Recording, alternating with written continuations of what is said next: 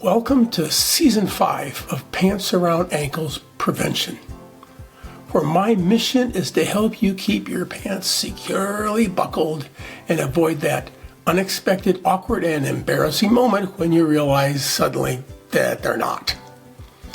This season, we're going to do things a little differently with shorts around ankles prevention.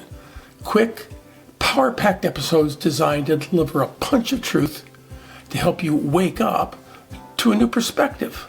Let's see what today's short has in store. What I'm going to talk about today is what won't leave me alone. If you spent any time on my website, you've likely heard me talk about this before, this thing that won't leave me alone. But it won't leave me alone. It seems that behind everything I do, it's lurking. It may be influencing everything I do, but I don't sense that. However, I'm sure it's the driving force behind at least some of the things I do and think about. I call it the desire to grow, to become more than I am now. Now, there's other labels one could put on this urging that drives me. For instance, Michael Beckwith refers to it as an evolutionary impulse. And in Wesleyan Christianity, it would be called prevenient grace. In my mind, though, this drive has always been there. I was born with it. When I was young, I certainly did not understand it the way I do now. But reflecting on my youth, it was clearly in play in much the same way that it is now. Now, I'm very aware that I can be provocative, and that may be where that part of me starts to appear now. But I believe that this impulse is inherent in all human beings and that it is equally vibrant and equally strong in all of us. Now, I'm also clear that each human being's relationship to it and with it is different. Those relationships don't often seem to be consciously selected, and frequently it appears that it's not even thought about at all, much less in these sorts of terms. It would not be wrong to say that's because we are asleep. I think that some of this neglect is quite understandable. That the impulse is present all the time, even while sleeping and dreaming. It doesn't call attention to itself. There's no contrast. It's just this persistent, gentle tugging that's easy to ignore. Like gravity. We're so used to the massive, constant impact of gravity on our lives that we tend to ignore it, not think about it. So even if an individual's neglect of this has been unintentional and somewhat understandable, and even as life experiences have shaped our approach to it, because our experiences can and do, the result is that each human being's relationship to it is different. Why I have responded to it differently than most seem to is a mystery to me.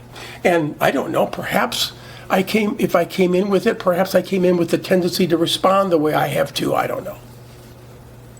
But what I do know is this: it won't leave me alone. I talked about this in episode 4, titled My Mortality Demon, where I described how my response to it has changed as the realization that I'm running out of runway is settling in on me. So while my response to it seems to have changed, I get the sense that it has not. But what you put your attention on grows. And my attention has certainly been drawn toward it. But I do get a strong sense that it has not changed. It's still there, waiting, tugging. Because my attention is on it, my sense of it has grown. It's still a tug, it's still gentle, but at the same time, it's also louder, more apparent. I suppose it's like a waterfall.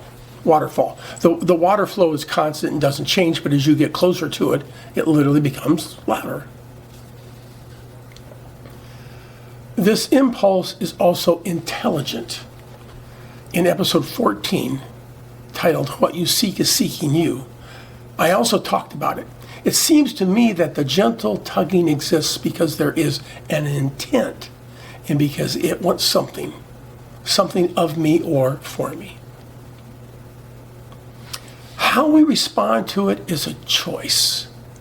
We can ignore it. Certainly many people do. We can also work to figure out how to best connect with it as a proactive choice. I recently described it to my wife as an itch. I experience it primarily as discontent. For me, right now, this work that I'm doing to learn to write these newsletters seems to be precisely what I need to be doing. And one of the ways I can tell is that the itch subsides when I'm headed in the right direction. I often don't know where I'm headed, but the itch, the discontent, ebbs and flows in a way to signal me. It's enriching my life.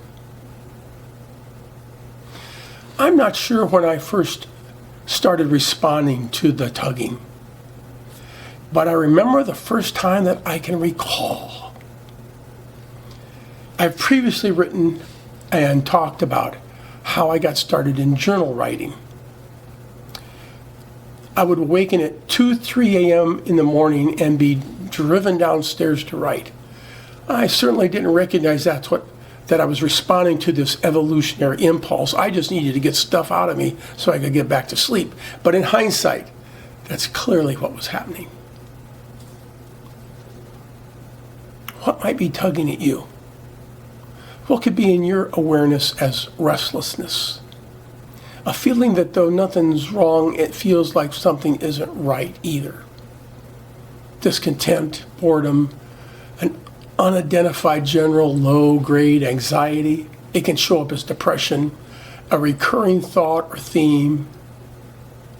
Or perhaps you've walked down your path further and you understand that while life is good, it just doesn't seem to be as good as it should or could be.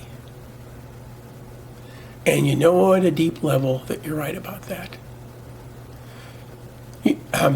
You know, not that there should be something more, but that there is. You're aware that the gap between where you are and where you might be is behind this, let's call it emotional turmoil you might be experiencing. You just aren't yet sure what to do about it.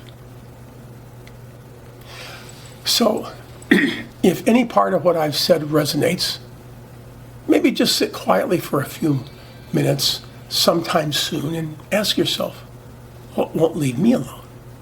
See what shows up. You don't have to do anything about it. Just notice. That's a start.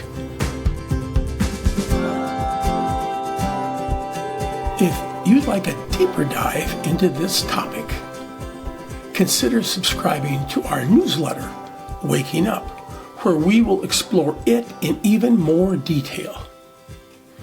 And if you found this episode helpful, be sure to subscribe to the podcast so you never miss an episode. See you soon.